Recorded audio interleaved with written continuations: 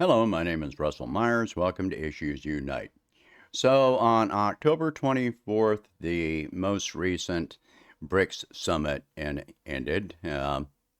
BRICS being the economic alliance between various countries. And just a moment. All right, so I want to bring up this page right here. Just a moment. Here we go. All right. So the original members of BRICS were Brazil, Russia, India, China, and South Africa, hence the name BRICS. All right. In 2024, January 2024, there were four new members: Egypt, Ethiopia, Iran, and the United Arab Emirates. Now, Saudi Arabia was invited to join, but they have neither confirmed nor denied their membership in BRICS. Argentina was accepted as a new member, but then Javier Milei got elected, a libertarian that is a slave to the United States.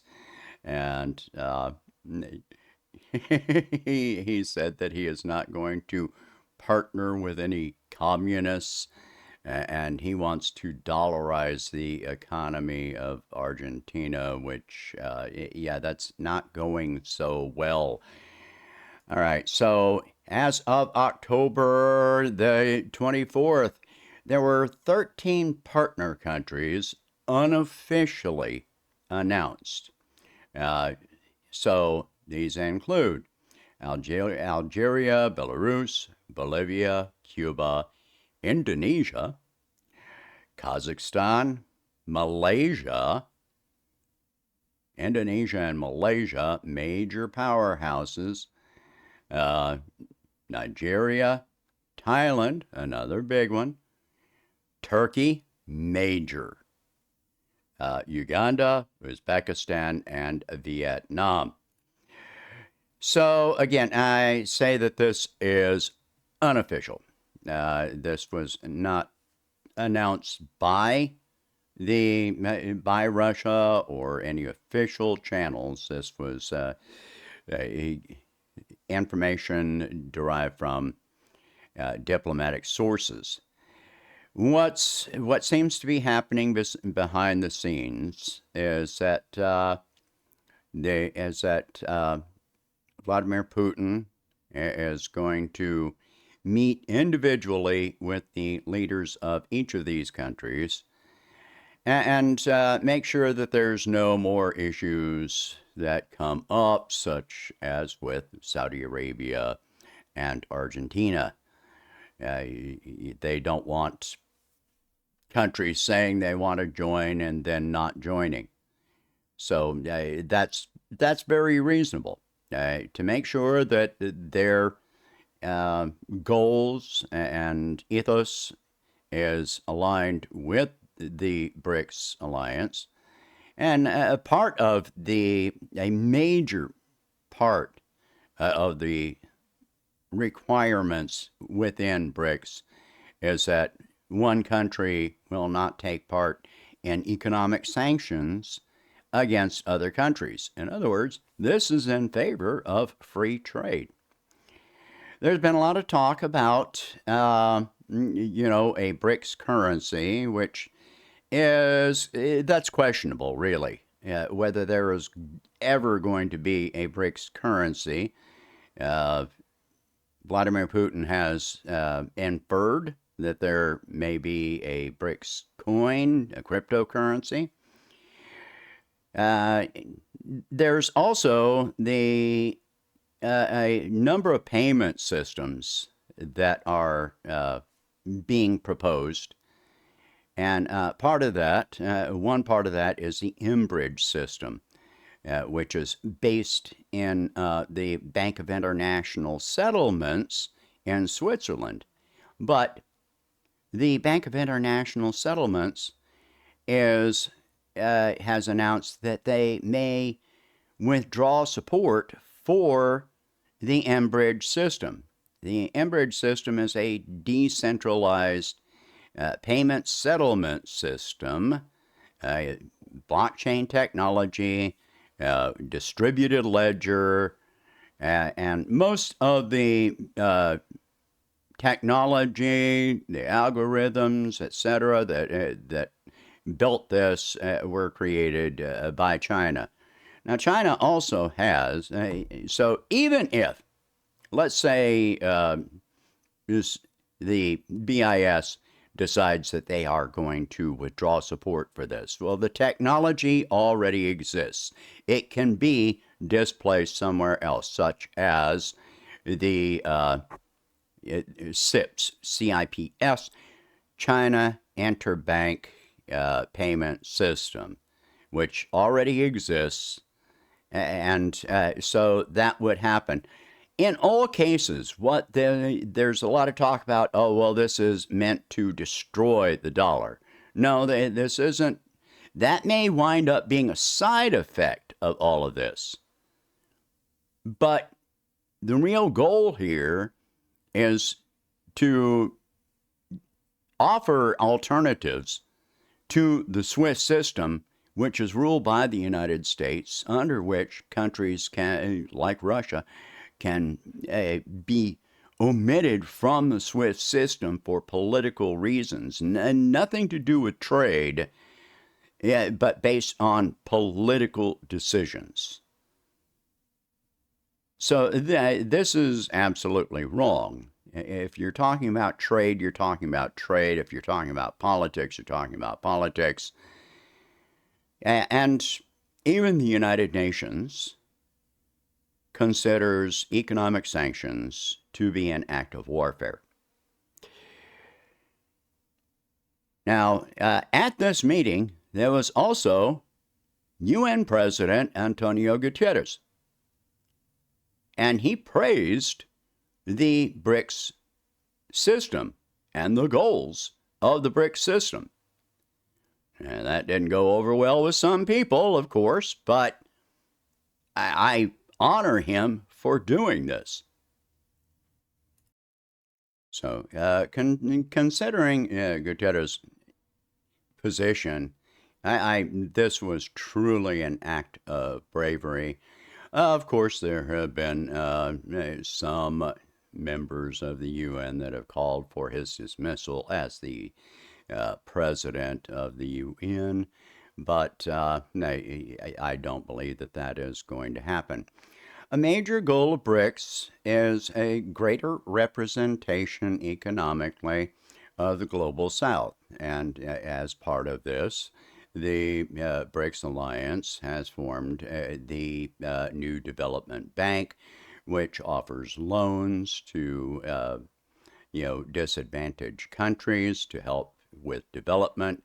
In addition, China has been making major investments, so is Russia, into disadvantaged nations to help with their development. So there's been a lot of controversy about this, and that China is like going to basically take over these countries, but none of that has happened, as opposed to the International Monetary Fund, IMF, and World Bank. The BRICS system and China do not impose any austerity measures, such as destroying, eliminating social support programs, eliminating pensions and universal health care for countries that have these things.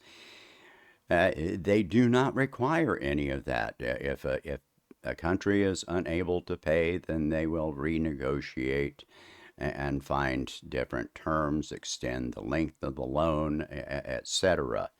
So, this is definitely, Russia and China with the Belt and Road Initiative. Russia is building a major transport route along the eastern Eurasian continent, which includes high-speed rail and so forth. I know it is supposed to extend all the way down to Iran. So this is giving countries an alternative. They do not require any country to give up trading in the dollar, but they also do not require countries to hold a reserve. What it means is that different countries can trade amongst each other in a distributed ledger system for payments, which is not transparent. Outsiders cannot that are not involved in the transactions cannot see what those transactions are. These transactions cannot be blocked for political reasons, such as that.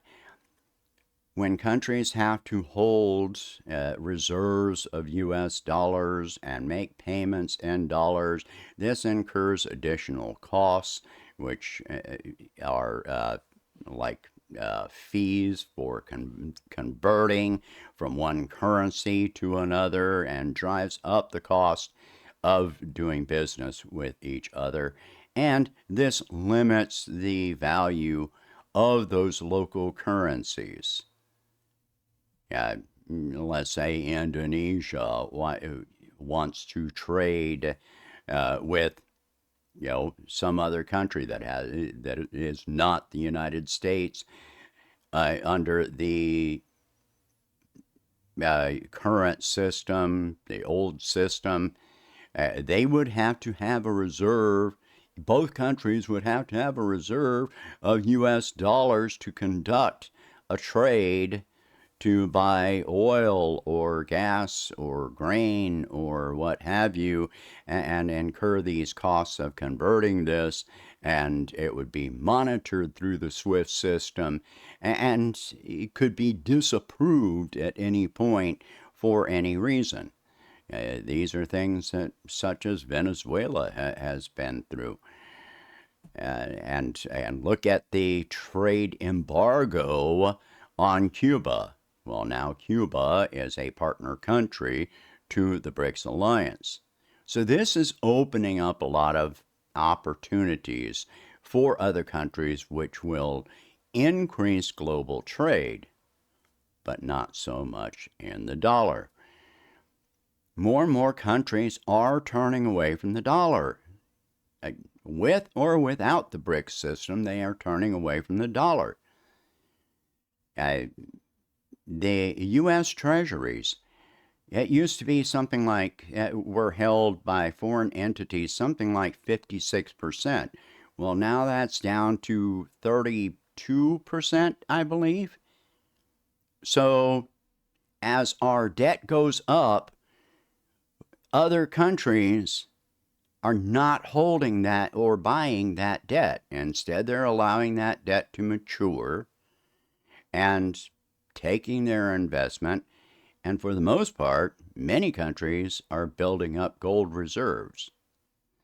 Another thing that happened at the BRICS summit was the announcement of a BRICS grain exchange. Now, really, grain exchange is a misnomer because this is based on commodities.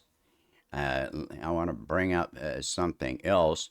Most of the BRICS countries are very heavily, their economies function on commodities. And so they, all right, the 9 BRICS members, official BRICS members, without the other 13, comprise more than 1/3 of world GDP measured at purchasing power parity. They have well over 40% of the planet's population and make up roughly 30% of global oil production. By contrast, the G7 nations comprise less than 10% of the world's population and under 30% of GDP by PPP, and their share of the global economy is shrinking over time, whereas that of BRICS is increasing. So, these are big things. Let me get rid of that. Okay. All right. So, when you add these 13 countries, if they become full members, then that will comprise more than half of the world's population. And I have no idea what percentage of global GDP this will entail. Now, again, these countries can still trade with the West, with the U.S., with Europe, and any agreed upon currency for the individual trades. But they have every right to demand to be paid in local currencies. This is giving countries alternatives in many different respects. This is actual democracy. So when one country can suppress your economy, that has nothing to do with free trade or democracy, which the West is always raging on about. So the rise of the BRICS alliance has been inevitable for many decades. It just took some countries with large enough economies and the bravery to actually start building something like this. This is going to happen, and no matter what roadblocks, the Bank of International Settlements, the U.S., the IMF, the World Bank, whoever, whatever roadblocks that they may come up with to try and stop it, the BRICS Alliance is creating solutions to those problems. It seems to me like they are planning well ahead and predicting what roadblocks may be thrown up. So, yeah, if the BIS withdraw support for the Enbridge system, well, there are other alternatives, and there are more that are being created and implemented even as we speak. So it may slow some things down, but it's only a minor delay. And so we've got to wait and see. It's really time for the United States to stop, and for the global West to stop trying to dictate, to control, to oppress, to economically colonize, neo-colonize, whatever you want to consider it. Yeah, less advantaged nations, Africa, just Cuba, whoever. This has been an unfair system for many decades, and this is just leveling the playing field, and it will continue to do so. What effect will this have on the dollar? That really depends on what route we take in the future, whether we will actually open up and join in a fair democratic system, or we keep trying to hold on to our hegemony. Our hegemony is gone. It no longer exists. Oh, the last thing is that the BRICS summit was preceded This is leading to greater peace among countries. India and China, just before the BRICS summit, came to a resolution over a border dispute that they have had going on for decades. It's over. That border dispute is resolved after all this time. Imagine that. Could we do anything like that? We could have. Long ago, we could have, but we failed to do so. Intentionally failed to do so. The United States is more likely to incite conflict than to resolve conflict. And we know that. All right. So, share this video. Talk about these subjects far and wide. If you can afford it, please donate whatever you can to help expand this channel. And thank you for watching. I hope you have a good day.